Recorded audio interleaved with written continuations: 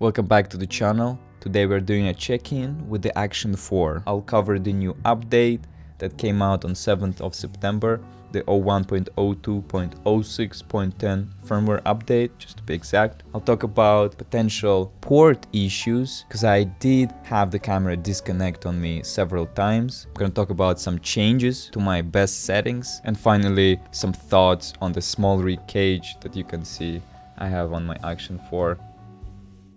Let's start with the latest update that was released on 7th of September. It's the 01.02.06.10 firmware update for the Action 4. It got released alongside the Mimo app update. It added some interesting features such as pre-recording, which when enabled pre-records footage within a set time duration from 5 seconds to 60 seconds. So 5, 10, 15, 30 and then 60. And the camera will start recording after that selected time frame. So if you've selected 10 seconds, you'll hit that record button and it will be 10 seconds plus whatever is recorded after the press of the button. I probably won't use it because I like to film when the camera is off. I like to press the record button and then it would turn on, start recording in my preferred mode, and then I would hit the record button again and the camera will stop recording and turn off, which means I can't really use that feature. Even if it worked, it would just kill the battery life because the camera needs to be on. So not very useful for me personally, but I can definitely see how it can be useful in certain scenarios. Another pretty random and interesting feature that was added in the update is highlight, which allows you to press the quick switch button while recording to create a highlight. You can also tap on the highlight icon to create or delete highlights. You can only see those highlights in the playback timeline.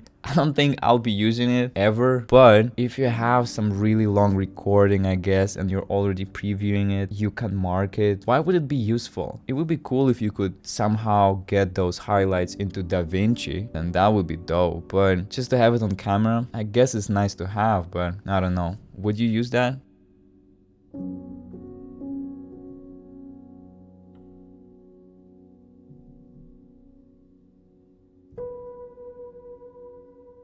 They've also added a high option for wind reduction, which is only available in 1080p videos. Useless, I'll never use it. They optimized skin tone performance, whatever that means, in portrait mode. Again, I don't use that because I think image adjustment settings should be on manual. If you're unsure what settings to use, I have a good video for that. It's called Best Settings for the DJI Action 4. I'll link it there. I don't know, somewhere the card will pop out. Check that out. Optimized stabilization and cycling scenario. What does that even mean? What did they optimize? Ghosting? And I wonder, will those optimizations benefit normal filming scenarios? Why did they say cycling? From my testing, I didn't notice any difference in stabilization performance. And finally, they say they fixed some minor bugs, which I think actually improved the noise reduction performance in image adjustment settings. I did change my sharpness to -1 and my noise reduction to -1 as well, and I'm noticing almost no issues at all. There's no ghosting, there's no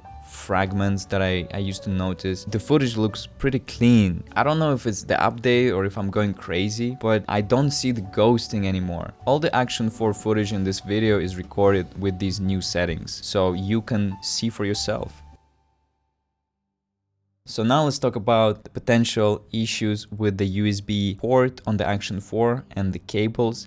Is it the cable? Does it still disconnect from my Mac? I said in my webcam video that the camera randomly disconnected from my Mac while I was streaming, which was weird. I didn't know what was the issue, but I think I do now. I decided to test 4 different cables to see if it's the port, if it's the cables. I've tested the Apple's USB-C to USB-C. All of them are USB-C to USB-C. I've tested Apple's one that came with the iPad. I've tested the official original DJI cable that came with the Action 4. Also Ugreen cable that I ordered on Amazon, and finally OWC, which is the most expensive cable I've tried. I've essentially just plugged the cables into the camera and then into my Mac and just wiggled the cable around to see if it would disconnect. The Apple cable disconnected the most. It's just the most unreliable cable out of all of them, and that's the cable I was using when I was live streaming, so it makes sense why it disconnected. I was probably moving some shit around the table and I touched it and it probably disconnected. When the iPhone comes, it will come with a new braided USB-C cable, so I'll definitely check and see if it will perform any better than this one, which is an old cable. The second worst performing cable was actually the included DJI cable that came with the Action 4. I found that OWC's cable did probably the best. Ugreen did really good too. Both of them are really good. You don't need this fancy OWC cable, just because from my weird little test, I said that it disconnected less. Ugreen did just as fine. You can find a really good cheap cable on Amazon and it will be fine.